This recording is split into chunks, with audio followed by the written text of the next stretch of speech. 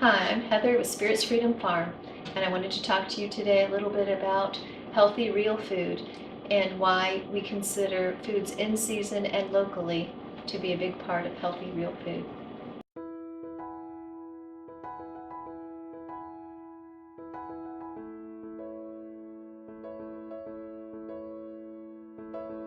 Why season and why local? Local food not only helps to build community, but it also helps support your neighbors. Food grown locally and in season will be more nutritious and more flavorful. Food grown locally can be picked when it's ripe instead of being picked before it's ripe and having to ripen on its journey to you, and will be more flavorful as well. In addition to not having to travel so far while ripening, it will not be traveling across the country or across the ocean using fuels that wouldn't be necessary if you were buying local food. Those fossil fuels will get into the soil, and the soil is where you're growing your food, and it can damage the soil as well. So having local food that doesn't require travel makes the soil healthier, and then also makes the vegetables themselves healthy in two ways: by being picked ripe and being grown in healthy soil. And many heirloom varieties are not very pretty. They're kind of ugly. When we go to the grocery store, we see a lot of tomatoes or apples and things that are all very pretty and uniform in size and shape and color. But heirloom varieties don't look like that. They can be kind of lumpy and bumpy and ugly and misshapen sometimes, but they are going to be very nutritious and often more flavorful than the grocery store varieties. In losing some of these heirloom varieties that don't travel well across the country, we lose those and end up with something called monoculture, where we have just a few varieties of tomato or something that we can get at the grocery that do travel well. But we lose so much of the varieties that God has provided. In addition, monoculture can be damaging to the soil, again, depleting the nutrition from the soil that the food is growing in. And we may not know whether that soil is being cared for properly and sustainably, adding back the nutrition between harvests, so that the fruit that's grown in it is actually nutritious. Also, when you buy locally, you can find out, talk to the person that actually grew the food, and how did they raise it? What kind is it? What's the flavor like? How does this tomato compare to that tomato? How does this apple compare to that apple?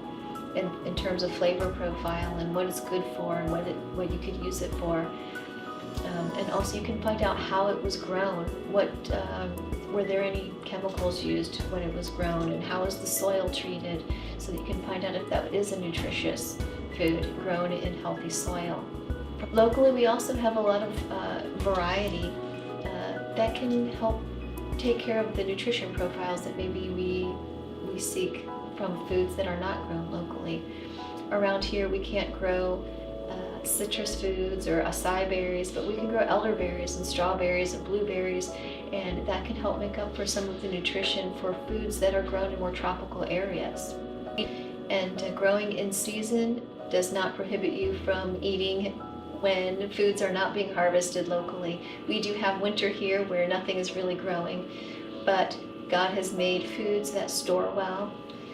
And we also have ways of preserving foods, and we'll talk more about that in future videos, how to preserve foods when they are in season, to be able to enjoy them in these cold months when things are not growing and being harvested.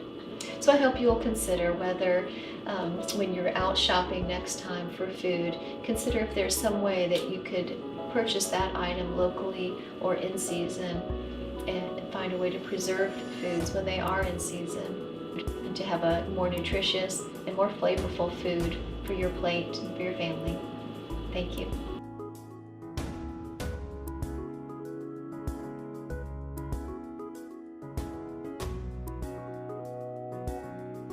There is a game I made up that I share with my personal friends on Facebook, just something silly but fun. I call it What's in the Mason Jar, and I'll post pictures of a mason jar with mysterious contents and ask people to guess what's in it. So I thought, well, it might be nice to share that here with you on Spirits Freedom in video form. So I'm going to show you occasionally, no regular schedule, just when I have something fun to show you in a jar, and you can guess what's in it. So the rules are, you can guess as many times as you want, and every winner gets the grand prize, which is bragging rights, and you can keep that forever. So the first one we have here. Let's see if you can guess what this is.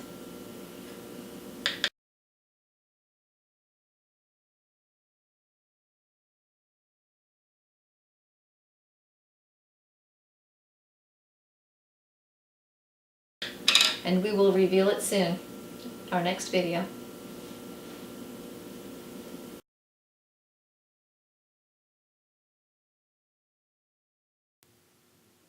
Please visit the blog post linked in the video description below for more information about this video and the supplies used.